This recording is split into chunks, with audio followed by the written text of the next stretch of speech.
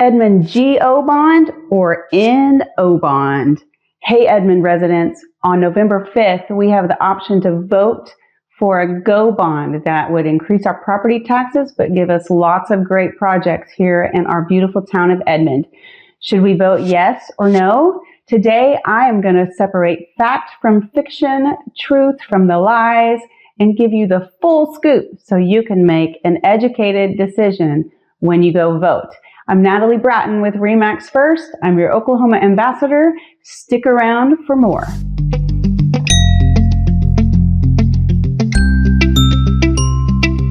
Okay, let's get started. First thing you should know about me is I've been a realtor for 20 years. I've been helping people sell all over the metro area, so I'm well acquainted with taxes. I'm also a 15-year Edmond resident, and I'm a member of the Edmond Chamber of Commerce. Things to know.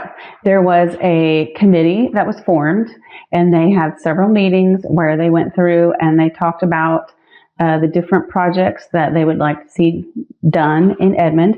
They also hired a consultant who went through all the parameters and helped them decide the best way in which to fund the project, sales tax versus millage rate or any other options.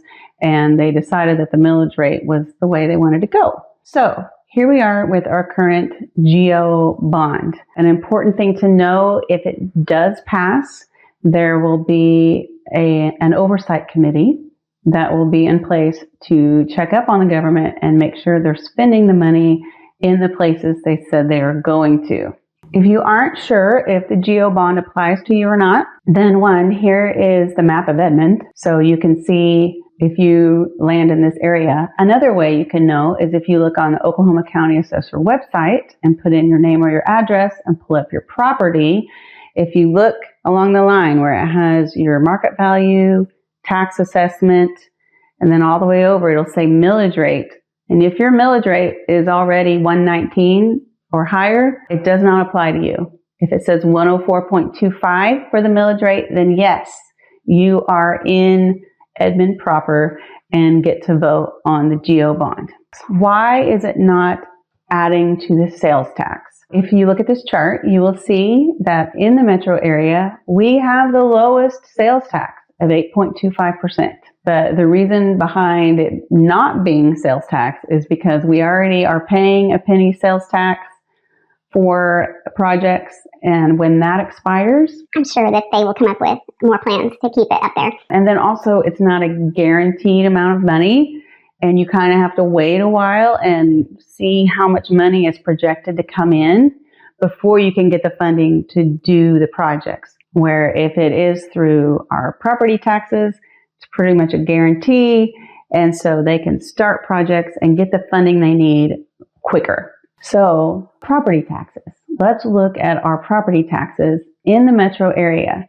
Now, I have really enjoyed my 15 years in Edmond with a very low millage rate.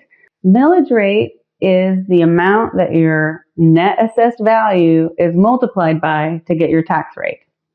If you go to the county assessor site and you pull up your property, you'll see property value, and then you'll see taxable value, and then that number is multiplied by 11, and you have gross value, and then there'll be the exceptions or exclusions, and then net value. The net value multiplied by the millage rate is what determines your property taxes. Right now we are at 104.25%, which is almost the lowest in the metro area. Oh, by the way, when you look at your property on the county assessor site, if it says 0 in the exceptions part instead of minus 1,000, that means you have not applied for homestead exemption. You need to go to the homepage now, get the form, fill it out for homestead exemption, and send that in. It saves you money and protects you. It means that they can't raise your taxes 5% per year. They can only go 3% per year. It also saves you $104.25 per year. And if the GO bond passes, it's $119 per year. So fill that out and send it in right away. Oh, are you also 65 or older and retired? Do you make $85,000 or less per year? You also need to go to the homepage on the county assessor site and look at the senior freeze and see if you qualify, because then they're going to freeze your value where it is now, and your taxes will hardly move for the rest of the time you live in that house. Okay, back to the GO bond. These are the projects that the committee came up with that are the most pressing and need to be done for our town. There are 3 areas. The first is public safety. And they looked at all the things with public safety and decided that the fire station on Danforth and Kelly needs to be rebuilt. It does not have drive-through garage doors. Its facilities are outdated. It was not built at a time when women were expected to be firefighters. And so it's not very conducive for men and women both staying there. So they decided it was more pressing to do the fire station there and wait until later to add one east of I-35. The second part of the GO bond is for roads and traffic. That is the #1 complaint in the city of Edmond, and we all agree on it, right? We have horrible roads from when we were a small town, and now we have all these people on the road, and it can be pretty frustrating. So they made a huge list of all the roads improvements they wanted to do, and they came up with 14 that seem to be the most pressing. They are widening some roads, adding turn lanes, making it safer for pedestrians around UCO. They're also including just general overlays and fixes of the roads we currently have. And that project will be $151 million. The third section they're calling quality of life, and that is a $70 million fund. And they have selected 13 park upgrades. And they went through, again, just like with the roads, they looked at all the improvements that need to be made. They picked the top 13 to include in this GO bond, including Mitch Park upgrades. And one rumor that's been online is that this includes building a new sports complex. It does not. They are not building a new sports complex. It does include the Blake soccer fields on Danforth and Kelly. The only new project is they are building a BMX track called a pump track east of I-35. So if you're a BMX biker, this is going to be exciting for you because you don't have to go over to Yukon to ride anymore. You'll be able to ride in East Edmond. They also want to make a veterans memorial on 33rd. And some of the artwork for that has been donated to the city, but they do want to create a veterans memorial to honor the people in Edmond who have served in the military. Okay, so what else do we need to know? You need to know that basically what would happen is your millage rate is currently 104.25.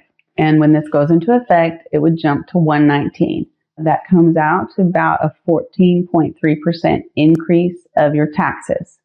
What you also need to know is on the ballot, they did divide it into the 3 sections of public safety, roads and traffic, and quality of life. Even if you vote no on 2 of the sections and vote yes on 1, the millage rate change will be the same. What it would do is it means the term of how long we pay that millage rate would change. But if you do all 3, they're saying that it would last for 10 years, and then I'm sure they'll come up with something else. One rumor I heard is people were saying that our city leaders were campaigning themselves and that they were spending our city's money on the campaign. The truth is the city leaders can campaign, but they cannot spend the city's money on the campaign. There is a separate 501c called Coalition 2050. That's a group of citizens who came together and raised the money because they want it to pass. They want the improvements. And so they are funding any campaigning you see. I've seen people ask online, why are we paying for a new YMCA, a new library, and new government offices if now we have to raise money just to fix our roads? And I will tell you what I know a little bit about government is that government funding is often divided into separate buckets. And you may have money in this bucket over here to be spent, while a bucket over here is empty, and you can't commingle the buckets.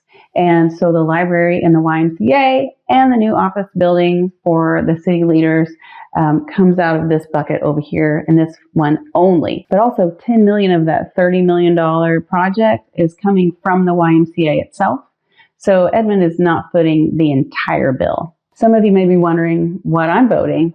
I haven't decided yet. I'm undecided. When I am with them and I hear the proposal and I look at the list of the improvements, I get excited and I want to vote yes.